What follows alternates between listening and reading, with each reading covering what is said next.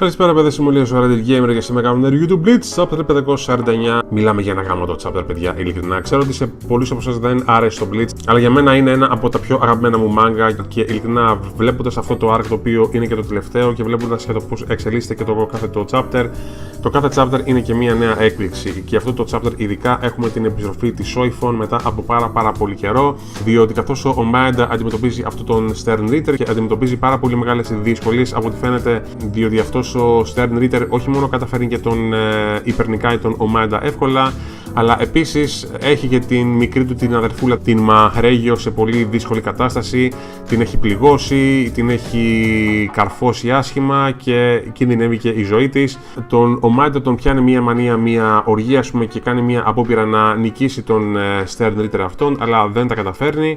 Και τη στιγμή που ο Stern Ritter αυτός ετοιμάζεται να τους σκοτώσει όλους, εμφανίζεται η Soifon από το πουθενά, επιτέλους μετά από πάρα πολύ καιρό. Το πρώτο που θα ήθελα να πω για αυτήν είναι ότι δεν ξέρω εάν δεν έχω προσέξει κάτι από τα προηγούμενα chapter, αλλά βλέπω ότι το χέρι της, το οποίο είχε κοπεί από τη μάχη της με έναν από τους Arrancar πριν πάρα πολλά chapter, τώρα το βλέπω και έχει ξαναφυτρώσει ξανά. Δεν ξέρω αν χρησιμοποιήσανε κάποια τεχνική απάνω της για να ξαναφυτρώσει το χέρι της κανονικά, και δεν θυμάμαι εάν το χέρι της, εάν υπήρχε ακόμα και στην πρώτη την επίθεση των Stern Ritter. Εάν το ξέρει κάποιος, ας μου το πει στα comment από κάτω. Αλλά και πάλι χάρηκα πάρα πολύ που είδα τη Soifon να ξαναεμφανίζεται μετά από πάρα πολύ καιρό. Και όχι μόνο αυτό, αλλά φαίνεται ότι την τεχνική της, το Sunko, το οποίο το είχε μάθει από την Yoruichi στην αρχή, τώρα πλέον το έχει τελειοποιήσει εντελώς. Το έχει αναπτύξει και ακόμα και παραπάνω πλέον. Θα το δείτε μέσα στο manga και θα το καταλάβετε κι εσείς. Και λέει μάλιστα στον Stern Ritter ότι εάν αυτός δεν της είχε κλέψει τον Bankai, τότε δεν θα μπορούσε και εκείνη να το είχε αναπτύξει το Sunko τόσο πολύ.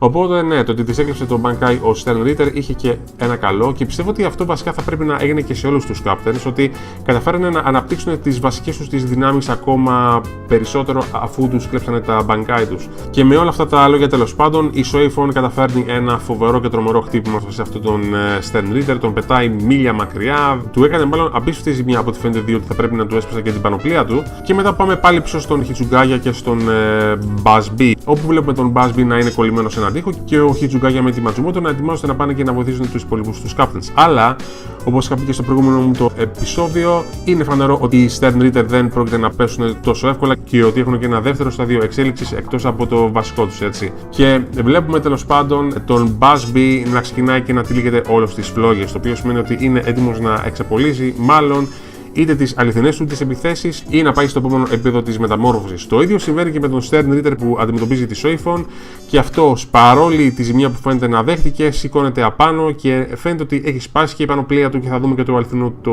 πρόσωπο μετά. Αλλά και αυτός φαίνεται ότι δεν έχει πει την τελευταία του λέξη. Οπότε είναι φανερό ότι οι Stern Ritter δεν πρόκειται να πέσουν τόσο πολύ εύκολα, ωραία. Και αυτό ήταν το chapter σε γενικές γραμμές, ένα chapter μάχης και πάλι, αλλά και πάλι το comeback της Soifon είναι όλα τα λεφτά, ειλικρινά. Είναι μία από τις αγαπημένες μου χαρακτήρες στο Blitz μέσα, αν και ο τρόπος της είναι ο λίγο άσχημος, αλλά και πάλι για μένα είναι μία από τους αγαπημένους μου χαρακτήρες. Μου άρεσε πολύ που είδα για το πώς έχει εξελίξει το Sunko απάνω της, που φαίνεται ότι ίσως να το έχει πάει και σε ένα επίπεδο παραπάνω, διότι την βλέπουμε να ρίχνει ένα χτύπημα στον Stern Ritter και όχι μόνο να τον πετάει μίλια μακριά, αλλά και να ανοίγει και μία σύρακα στο έδαφος, ας πούμε, ένα αυλάκι από τη μεγάλη τη ζημιά που έκανε. Και ναι, το comeback της Soifon είναι όλα τα λεφτά και αξίζει να διαβάσετε το chapter μόνο και μόνο για αυτό. Όσον αφορά για τον Maeda, είναι ένα κωμικό στοιχείο, κακά τα ψέματα, και αποδείχθηκε ένας αχρηστήλας για άλλη μια φορά. Συγχωρέστε μου την έκφραση, αλλά δυστυχώς έτσι το βλέπω εγώ. Αλλά και πάλι ήταν συγκινητικό να δούμε ότι τα στήματα που είχε για τη μικρή του την αδελφή τον κάνουν να ξεχάσει τα πάντα και να ορμπήσει τον αντίπαλο δίχως να τον ενδιαφέρει για το πόσο δυνατός είναι. Καλό σκηνικό αυτό. Και όσον αφορά για τους Stern Ritter, είναι φανερό, δεν έχουν πει την τελευταία τους λέξη. Θα δούμε το τι θα κάνουν στο επόμενο το chapter. Και αυτό ήταν το chapter σε γενικές γραμμές. Ένα πολύ καλό chapter μάχης, ένα πολύ καλό comeback από τη Soifon, ένα μικρό character development στον Maeda, και οι μάχες συνεχίζονται. Και όντως το Blitz συνεχίζει να είναι γαμάτο σε κάθε chapter, κατά την ταπεινή προσωπική μου άποψη. Και αυτά, παιδιά, αυτό ήταν το review μου του Blitz αυτής της εβδομάδας. Να περάσετε ένα καλό βράδυ, να περάσετε καλά ό,τι και να κάνετε, και θα τα πούμε στο επόμενο μου το review. Να είστε πάντα καλά. Γεια σας.